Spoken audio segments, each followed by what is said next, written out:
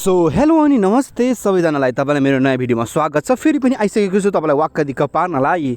र आज चाहिँ म बिहान 6 बजे निस्किँदैछु घरबाट। आज धान दिवसको लागि भिडियो बनाउन हामी आएका छौँ। यहाँ बाँकेको खजुरा गाउँपालिकामा आएका छौँ। गाउँको समूहबाट दिदीबहिनीहरूले आजको कार्यक्रम गर्नुभएको रहेछ। एकदम जोड तोडले नाच्दै गाउँदै बजाउँदै रोप्दै यहाँ चाहिँ आजको कार्यक्रम गर्नुभएको रहेछ। देख्न सक्नुहुन्छ दृश्यमा पनि। र आज धान दिवस मैले चाहिँ यस्तो देखेको थिएन अहिलेसम्म, र आज एकदम खुसी पनि लागेको छ यस्तो हेर्दाखेरि। एकदम बाजाहरू बजाउँदै दिदीबहिनीहरू, महिलाहरू, दाजुभाइहरू पुरा सनाही बजाउँदै आजको कार्यक्रम भइरहेको छ।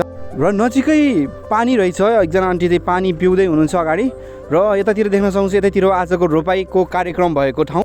र केही दिदीबहिनीहरूले चाहिँ यतातिर दही चिउराको व्यवस्था गर्नुभएको रहेछ।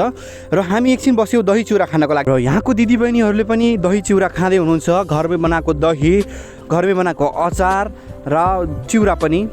देख्न सक्नुहुन्छ अचार, घरमै बनाएको अचार कति मिठो मिठो देखिरहेको छ। र उहाँले चाहिँ अचारको क्वान्टिटी पनि देख्न सक्नुहुन्छ कति हाल्दै हुनुहुन्छ। र आजको कार्यक्रम पनि एकदम राम्रो भयो र खानेकुराहरू पनि एकदम मिठो भयो। मेरो लाइफमा पहिलोचोटि भएको थियो। र केही कुरा अध्यक्षज्यूले पनि बोल्नुभयो यहाँको। आजको कार्यक्रम पनि एकदम राम्रो भयो। अहिले म छु गाडीभित्र र हामी जाँदैछौँ, फेरि फर्किँदैछौँ। यसो फर्किँदै थियो बाटोमा चाहिँ यस्तो भयङ्करले पानी परिरहेको रहेछ।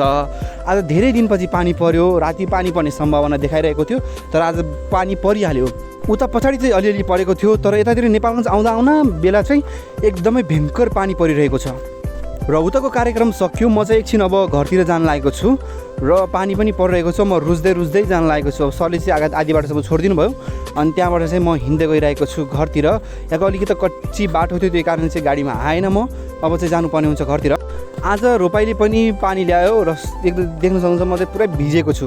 सो गाइज आजको लागि यति नै राख्नुपर्ने हुन्छ। अर्कोचोटि भेटौँ है त।